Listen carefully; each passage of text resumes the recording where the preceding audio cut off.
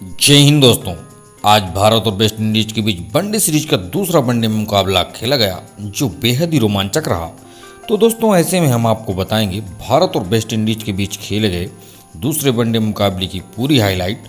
तो आप इस वीडियो को अंत तक जरूर देखिएगा, लेकिन उससे पहले अगर आप भारतीय टीम के फैन हैं तो इस वीडियो को एक लाइक, उस चैनल में नए हैं तो चैनल को सब्सक्राइब करना बिल्कुल ना भूलें।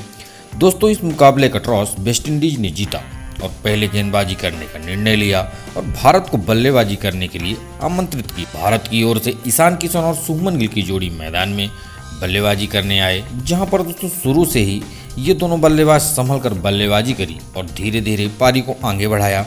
लेकिन कुछ ओवर खेलने के बाद इन दोनों बल्लेबाजों के कुछ अच्छे शॉट खेले। खासतौर पर दोस्तों ईशान किशन एक बार फिर अच्छी लय के साथ बल्लेबाजी कर रहे थे, तो वहीं दूसरी छोर पर खड़े शुभमन गिल ईशान किशन का अच्छा साथ दे रहे थे और उनके साथ मिलकर भारत की स्कोर को आगे बढ़ा रहे थे। जहां पर इन दोनों बल्लेबाजों ने देखते ही देखते अर्धशतक की साझेदारी भी पूरी कर ली और भारत को एक शानदार शुरुआत दिलाई। इसके बाद भी ये दोनों बल्लेबाज नहीं रुके और अपने अंदाज में बल्लेबाजी करते रहे। वहीं दोस्तों इन दोनों बल्लेबाजों के बीच बन रही साझेदारी से वेस्ट इंडीज की टीम काफ़ी दबाव में नजर आ रही थी, जिसके बाद दोस्तों 17वें ओवर में ईशान किशन ने लगातार दूसरी 50 लगा दी, जो कि काफ़ी ज़रूरी थी। लेकिन इसी ओवर में गुडाकेश ने गिल को आउट करके भारत को पहला झटका दे दिया। जहां दोस्तों आपको बता दें शुभमन गिल ने भारत के लिए 34 रन बनाए। वहीं दोस्तों इसके बाद ईशान किशन भी ज़्यादा देर तक नहीं चल पाए। इसके अगले ही ओवर में शेफर्ड का शिकार हो गए, जिससे भारत को दूसरा झटका लगा। ईशान किशन ने भारत के लिए 55 रनों की शानदार अर्धशतक की पारी खेली। इसके बाद बल्लेबाजी करने आए अक्षर पटेल की पूरी तरह फ्लॉप साबित हुई और कुछ ज़्यादा कमाल नहीं कर पाए और 20वें ओवर में शेफर्ड ने अक्षर पटेल को आउट कर दिया। अक्षर पटेल भारत के लिए सिर्फ एक रन ही बना सके। अब दोस्तों क्रीज पर दो नए बल्लेबाज थे, हार्दिक पांड्या और संजू सैमसन। इसके बाद इन दोनों बल्लेबाजों ने मिलकर सबसे पहले भारत की स्कोर को 100 रनों के पार पहुंचा दिया। इसके बाद ये दोनों बल्लेबाज एक साझेदारी बनानी शुरू कर दी। दोनों बल्लेबाज संभल कर बल्लेबाजी कर रहे थे, जिससे भारत की पारी आगे बढ़ रही थी। लेकिन 24वें ओवर में पुल शॉट खेलने के चक्कर में हार्दिक भी आउट हो गए। हार्दिक पांड्या सिर्फ 7 रन ही बना सके। इसके बाद दोस्तों अगले ही गेंद पर सैमसन भी आउट हो गए, जिसके बाद भारतीय टीम दबाव में आ गई, जहां पर सैमसन 9 रन ही बना सके। इसके बाद दोस्तों जरूर सूर्य कुमार यादव और जडेजा ने भारत की पारी को संभाला और एक साझेदारी बनानी शुरू कर दी। खासतौर पर दोस्तों सूर्य कुमार यादव शानदार लय में नजर आ रहे थे, तो वहीं जडेजा भी सूर्या का अच्छा साथ दे रहे थे। लेकिन बीच की ओवर में भारत को 2 बड़े झटके लगे, जहां पर दोस्तों 32वें ओवर में जडेजा 10 रन बनाकर आउट हो गए, तो वहीं 33वें ओवर में सूर्या के रूप में भारत को बड़ा झटका लगा। सूर्य कुमार यादव ने भारत के लिए 24 रन बनाए। इन दोनों बल्लेबाजों के आउट होने के बाद भारत की पारी संभल ही नहीं पाई, लेकिन बीच में ठाकुर ने जरूर संघर्ष किया, लेकिन दोस्तों वो भी ज़्यादा देर तक नहीं टिक सके और वो भी आउट हो गए, जिसके बाद भारत की पारी संभल ही नहीं पाई और 181 रन पर ही ऑल आउट हो गई। जहां शार्दुल ठाकुर ने 16, कुलदीप यादव 8 और मुकेश कुमार ने 6 रन बनाए। तो वहीं वेस्ट इंडीज के लिए गुडाकेश और शेफर्ड ने 3-3 विकेट लिए। जिसके बाद दोस्तों वेस्ट इंडीज की टीम इस लक्ष्य का पीछा करने मैदान में उतरी।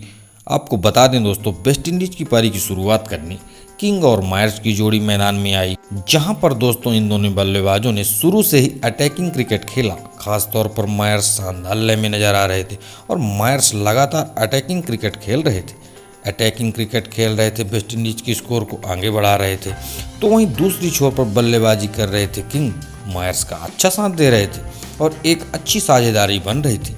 इन दोनों बल्लेबाजों ने देखते ही देखते 9वें ओवर में अर्धशतक की साझेदारी भी पूरी कर ली और अब ये साझेदारी भारत के लिए काफ़ी खतरनाक साबित हो रही थी, क्योंकि दोस्तों ये दोनों बल्लेबाज बड़ी तेज़ी से के साथ वेस्ट इंडीज को लक्ष्य के करीब ले जा रहे थे। लेकिन दोस्तों 9वें ओवर में गेंदबाजी करने आए शार्दुल ठाकुर ने शानदार लय में नजर आ रहे मायर्स को आउट कर दिया, जिससे भारत को पहली सफलता मिली। मायर्स ने वेस्ट इंडीज के लिए 36 रन बनाए। इसके बाद बल्लेबाजी करने आए एलिक एथनेज, लेकिन इसी ओवर की चौथी गेंद पर शार्दुल ठाकुर ने दूसरे ओवर किंग को भी आउट कर दिया, जहां किंग 15 रन बनाए। इस तरह दोस्तों शार्दुल ठाकुर ने भारत को मैच में वापसी करा दी थी। अब क्रीज पर दो नए बल्लेबाज थे, एलिक एथनेज और से होप, जिसके बाद इन दोनों बल्लेबाजों ने मिलकर वेस्टइंडीज की पारी को आगे बढ़ाया और एक साझेदारी बनाने लगे। लेकिन 13वें ओवर में शार्दुल ठाकुर ने एथनेज को आउट कर दिया और वेस्टइंडीज को तीसरा झटका दे दिया। जहां आपको बता दें, एथनेज ने वेस्टइंडीज के लिए सिर्फ 6 रन ही बना सके। एथनेज के आउट होने के बाद बल्लेबाजी करने आए सिमरन हेटमायर और होप के साथ मिलकर वेस्टइंडीज की पारी को आगे बढ़ाया और एक साझेदारी बनाने लगी। दोनों बल्लेबाज सिंगल डबल से मिलकर वेस्टइंडीज की पारी को आगे बढ़ा रहे थे, जिससे वेस्टइंडीज लक्ष्य की ओर बढ़ रहा था। लेकिन दोस्तों 17वें ओवर में कुलदीप यादव ने हेटमायर को क्लीन बोल्ड कर दिया, जिससे वेस्टइंडीज को चौथा झटका लगा। हेटमायर 9 रन ही बना सके, जिसके बाद बल्लेबाजी करने आए क्रिसी कर्टी और होप के साथ मिलकर वेस्टइंडीज की पारी को आगे बढ़ाया। जहां दोस्तों इन दोनों बल्लेबाजों ने मिलकर 21वें ओवर में वेस्टइंडीज की स्कोर को 100 रनों के पार पहुंचा दिया। पिच आसान न होने के कारण बल्लेबाज बड़ा शॉट नहीं खेल रहे थे, सिर्फ सिंगल और डबल से ही वेस्टइंडीज की स्कोर को आगे बढ़ा रहे थे। हालांकि दोस्तों भारत के गेंदबाज बड़ी आसानी से रन नहीं बनाने दे रहे थे, लेकिन वेस्टइंडीज के बल्लेबाज बड़ी सूझबूझ के साथ बल्लेबाजी कर रहे थे। जहां पर दोस्तों 31वें ओवर में ये दोनों बल्लेबाजों ने वेस्टइंडीज के लिए अर्धशतक की साझेदारी भी पूरी कर ली, जो कि काफी महत्वपूर्ण थी। और दोस्तों इन दोनों बल्लेबाजों की शानदार साझेदारी की बदौलत वेस्टइंडीज ने ये मुकाबला 6 विकेट से अपने नाम कर लिया।